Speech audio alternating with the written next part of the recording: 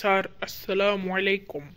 আমি আমার ছোট ছেলেকে আপনাদের এই স্কুলে ভর্তি করাতে এসেছি। আমার ছেলে এখন থেকে এই স্কুলে পড়বে। বুঝলাম আপনার ছেলে এই স্কুলে পড়বে, কিন্তু এই স্কুলে পড়তে অনেক টাকা পয়সার প্রয়োজন। আপনি কি পারবেন? দেখে তো মনে হচ্ছে আপনি অনেক গরিব। কি বললে? তুমি আমাকে গরিব বললে? তুমি জানো আমি কে?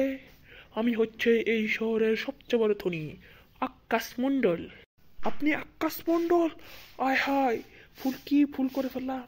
আমাকে আপনি মাফ করে দেন। এখন থেকে আপনার ছেলে আমাদের এই স্কুলে পড়ালেখা করবে। দয়া করে আমাকে মাফ করে দেন প্লিজ।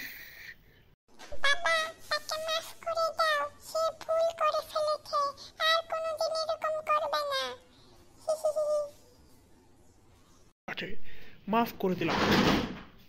আর কোনোদিন যেন আমার সাথে এরকম আচরণ না করো, নইলে কিন্তু মনে রেখো।